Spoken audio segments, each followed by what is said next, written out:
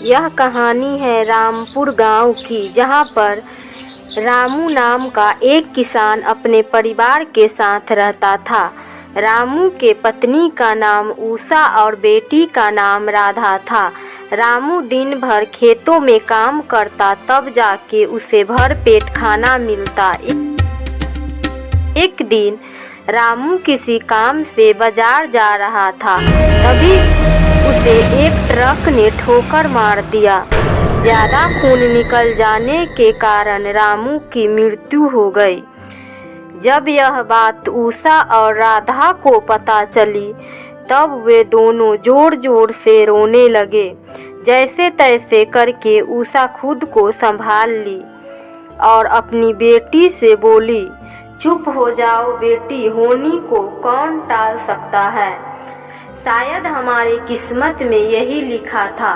चलो इन सब बातों को छोड़ो और सो जाओ, काफी रात हो गई है। फिर राधा सो गई और अगले दिन कैसा लगा से उषा काम पर जाने लगी और दूसरों के घरों में काम करने लगी। एक दिन सेठ बोला, उषा तुम बड़ी मेहनती और ईमानदार हो। आज से तुमको कहीं और काम करने की कोई ज़रूरत नहीं है। तुम यहीं पर काम करो, मैं तुम्हें 5,000 महीना दूंगा। सेठ की बात सुन के उषा बोली, आपको बहुत बहुत धन्यवाद सेठ जी, आपका यह उपकार मैं जीवन भर याद रखूंगी। इतना कह के वहाँ से चली गई। उषा के जाने के बाद सेठानी सेठ से बोली, नौकर के 5,000 रुपए देने की क्या जरूरत थी, जबकि 5,000 रुपए में 2 नौकर आ जाएंगे। मगर 2 आदमी का काम तो उषा अकेले करती है। मैं वो सब नहीं जानती, तुम उषा को काम पर आने से मना कर दो, मुझे किसी नौकर की जरूरत नहीं है। सेठ सेठानी की बात मान जाता है। इधर जब उषा राधा को सारी बात बताती है तो राधा खुश हो जाती है और बोलती है, माँ कल क्रिसमस है, तुम मेरे लिए नई खिलौने और मिठाइयाँ लेकर आओगी ना। हाँ बेटी, मैं तुम्हारे लिए कल सब कुछ लेके आऊंगी। सुबह होते ही उषा काम करने के लिए सेठ के यहाँ पहुँची। तभी सेठ बोला, मैंने दूसरे आदमी को काम पर रख लिया हूँ। इतना कहकर वह चला गया। अब उषा सोचने लगी, अब मैं क्या करूं, राधा के लिए खिलौने और मिठाइयाँ भी लेनी है, अब मैं क्या करूं। इतना कह के रोने लगी। कुछ देर बाद उषा घर पहुंची और सारी बात राधा को बताई। तब राधा बोली, माँ मुझे कोई खिलौने या मिठाई नहीं चाहिए, और जाके सो गई। तभी किसी के आने की आवाज़ सुनाई पड़ी। जब देखा तो राधा देखती रह गई। सेंटा 12 सिंघा पर आ रहे थे। राधा बहुत खुश हो गई। तभी सेंटा बोले, राधा बेटी तुम्हें क्या चाहिए। राधा ने सारी बात बताई। तब सेंटा बोले, तुम चिंता मत करो, आज मैं तुम्हें एक सोने का बक्सा देता हूँ, तुम्हारा यही गिफ्ट है, इसका खजाना कभी खत्म नहीं होगा।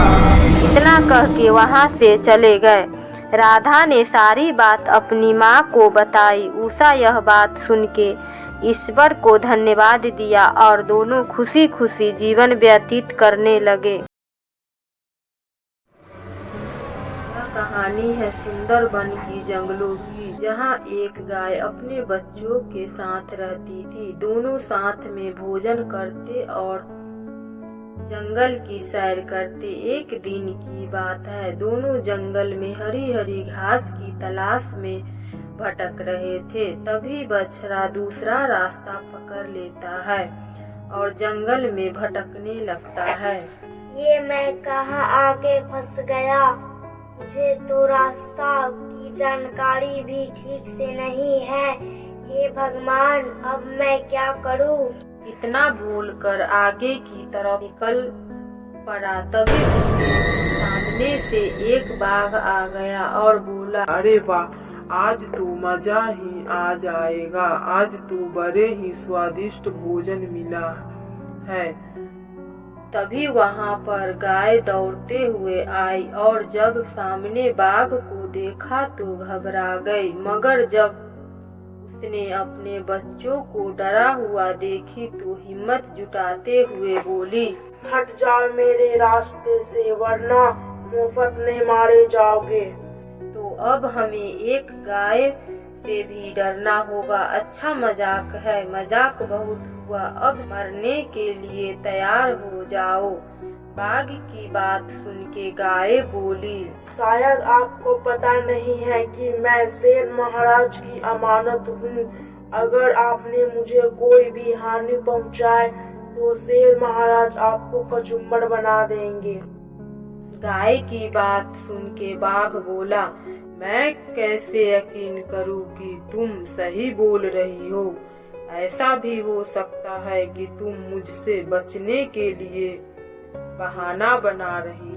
पास ही पेड़ पर बैठी चिड़िया सब देख रही थी। चिड़िया ने सोचा, क्यों ना मैं इस गाय और बछड़े की काम आ जाऊं, शायद मैं इसके जान बचा पाऊं।